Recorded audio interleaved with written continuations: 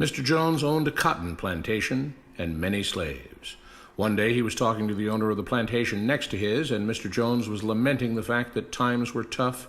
He was having to work his slaves harder than ever, and was having trouble with some of them being disobedient or trying to run away. The other plantation owner said he knew someone who could help. Day 1. One day Mr. Jones called his slaves together so a man named Mr. Smith could talk to them. Before beginning, Mr. Smith whispered to Mr. Jones, "Whatever I say, do not contradict me or interfere, and I promise you your slave troubles will end." "My name is Mr. Smith," he said to the slaves, "and this may be the happiest day of your lives. From today forward, you will no longer be slaves, but free men." Mr. Jones was so shocked he started to step forward, but Mr. Smith gestured for him to remain silent. He did, only because the other plantation owner had spoken so highly of Mr. Smith's skills. "You are no longer the property of Mr. Jones," Mr. Smith continued. "You are free. No more would you be forced to labor for the benefit of Mr. Jones. Now you can work for yourselves." Now the slaves were all murmuring and looking at each other. Many were smiling, many were looking puzzled. "In fact, you are now free to leave the plantation whenever you want," Mr. Smith said.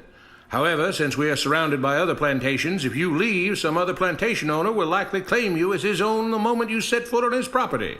So I urge you not to risk your newfound freedom by doing something so foolish. Instead, I suggest that you stay here, no longer as slaves, but as willing participants and part owners of this plantation. Yes, this is now your plantation." Mr. Jones bit his tongue to keep from objecting. "For now, we might as well leave Mr. Jones in charge," said Mr. Smith, "since he is the only one with any experience at running a plantation, which is quite a complicated thing to manage. But he will no longer be your master, but just another worker on the plantation. In fact, he will now be using his organizational and management skills to serve you. Whatever problems you may have had with him before, you are now all equals, and you need each other to make this work. If we all cooperate and work together, we can all reap the benefits together. In honor of this happy occasion, I present you this new symbol of togetherness and cooperation, this flag, which shall be the emblem of the new, free Jones Plantation." He held up the new flag, but most of those listening were still too amazed to respond. "And this shall be our motto," Mr. Smith announced. "We work together as free men for our mutual benefit, pledging our allegiance to the Jones Plantation, which stands for prosperity, liberty, and justice for all. To celebrate, everyone has the rest of the day off. Enjoy your freedom, do as you please, and be back here tomorrow morning, bright and early, so that we may begin work on this great and noble new endeavor as equal free men." Finally convinced that Mr. Smith was serious, the former slaves applauded and cheered. Day 2. "We all want this plantation to do well," Mr. Smith said at the beginning of the next meeting, "so we can all share in the benefits. We all know that it takes a lot of effort to make a cotton plantation work. Just because you're all free doesn't mean you can stop working. In fact, since you're now working for yourselves, I expect you to work even harder than ever before, but now with pride and joy, knowing that you're working for yourselves. Of course, there still have to be rules. If everyone just does whatever he wants, the plantation won't produce anything. This experiment will fail, and we'll all starve. You should be thankful that Mr. Jones has agreed to stay on to lend his knowledge and skills to this endeavor, and I trust you will all do your own part to make this work. Several of you have been chosen to act as project supervisors to manage different aspects of the operation, to make sure everyone is doing his assigned job, to make sure that the rules are followed, and so on. The rest of you may head out to the fields to start your first day of work as free men." Day 3. The next morning, Mr. Smith had a grim expression on his face as the daily meeting began. "I have an unpleasant duty to do today," he said. "Yesterday, Charles was caught keeping some of the cotton he picked, presumably to sell for his own personal profit. That is against the rules. That is stealing. For that, Charles must be punished." Two men tied Charles to the whipping post. "I take no joy in this," Mr. Smith continued, "but you must understand, if we do not maintain order, if we do not have rules that we all abide by, then the plantation will fail, and we will all suffer." The whip cracked against Charles' back. "But if we all pitch in for the common good, then we can all prosper. Being free doesn't mean you should be selfish and greedy. We must each do our assigned duties and obey the rules, and then we can all benefit, and each of you will receive your appropriate share of the profits." A young man named Samuel stepped forward. "But if you and Mr. Jones decide the rules and whip us if we disobey, how is that any different from what we had before?" "How can you say that?" Mr. Smith asked. "I'm shocked. You were a slave before, and now you're free. Things still need to be managed and organized by those best qualified to do so. Do you know how to run a plantation, Samuel?" "Well, no," he answered. "But if we're free, why do we get no say in what the rules are and how things work?" "I'm surprised at your ingratitude," Mr. Smith answered. "None of you know how a plantation is run, so you're in no position to be making decisions about how things are done here. You don't seem to appreciate all the things that Mr. Jones provides for you, from protecting you from all the outside threats that you know nothing about, those who would come here, capture and enslave you if not for Mr. Jones' protection, to making sure that you all have food and housing, tools to work with, that you're cared for when sick and injured, and so on. There wouldn't be a plantation at all, no cotton to pick, no land to plant and harvest, if not for him. You should be grateful that he's made possible the level of comfort you now have. Your lives would be far worse if not for him. Nevertheless, as free and equal participants in this endeavor, from now on at each meeting, any worker may have 2 minutes to ask questions or voice suggestions or complaints."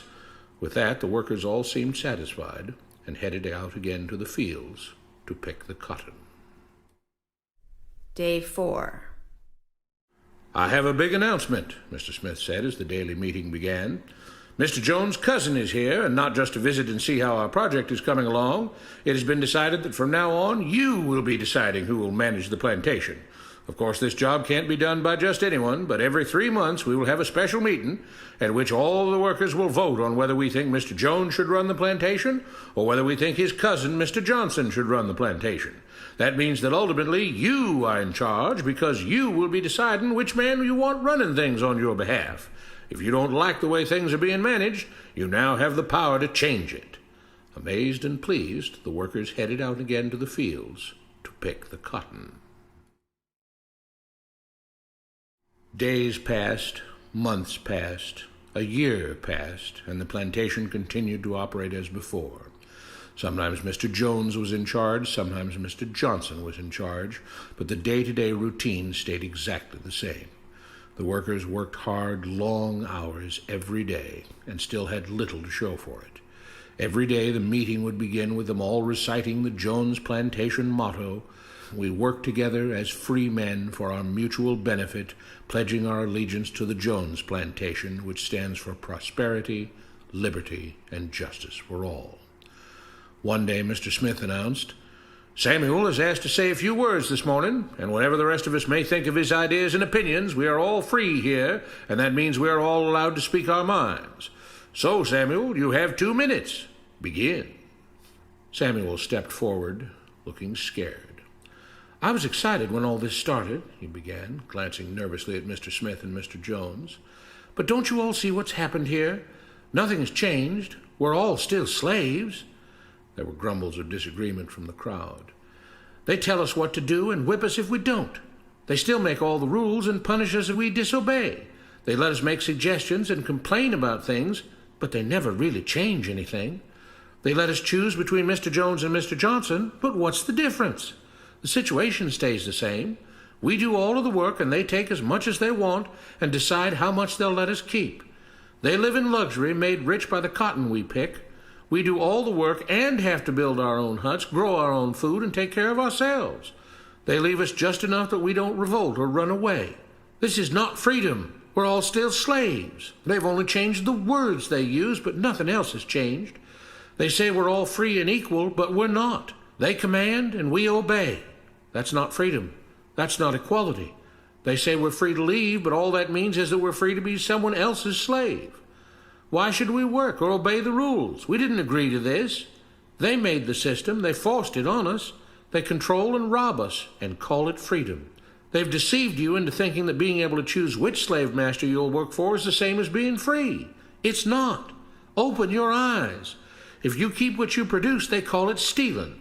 When they take what you produce, they call it sharing and fair distribution. Can't you see that this is all? Your time is up, Samuel, Mr. Smith announced calmly. At his gesture, 2 supervisors grabbed Samuel by the arms and led him to the whipping post. I'm sorry, Samuel, but you've broken the rules. There are rules against encouraging others not to work and encouraging others to break the rules. You're only hurting all of us with your discontentment and your complaining and your disobedience. The whip fell and Samuel let out a grunt. Without rules, without order, all would be lost. Without law, there would be chaos. We can't just behave as wild animals, each doing whatever he pleases. We must all follow the plan and all do our duty for the betterment of everyone. And those who do not must be punished. The whip fell again, and blood flowed freely from Samuel's back. Samuel, it is you who are stealing from the others. When you don't do your assigned work, you are making more work for others. When you disobey the rules, it is you who are endangering the future of everyone else here. You are the thief. You are the criminal. You are the one trying to destroy the arrangement that keeps us all safe and prosperous. At every lash of the whip, the other workers cheered louder and louder, some yelling curses at Samuel. Being spoiled and selfish, you complain about everything, talking as if you're oppressed. But you are the one ruining things. You are the one keeping us from being all we could be. It is your greed and your rebelliousness that is hurting all of us. They all play by the rules, Mr. Smith said, gesturing at the others. What makes you think that you don't have to? You think you're above the law? There were loud yells of agreement as the whip fell again. We must maintain order, Mr. Smith proclaimed, to make this plantation great, to make it so that we can all be happy and prosperous. To have the society we want, there have to be rules. We all have to contribute our fair share to this great endeavor, and we cannot tolerate actions and attitudes that seek to undermine the amazing things that together as free men we have achieved and will continue to achieve. Mr. Jones was smiling as he gave Mr. Smith a pat on the back. The crowd was cheering so loudly that none of them had noticed that Samuel had died. What you have been taught about government and politics is no more accurate or reasonable than what Mr. Smith taught the slaves. If you're ready to look through the veil of rhetoric and propaganda to see the reality beneath, get a copy of The Most Dangerous Superstition. It will change the way you see the world.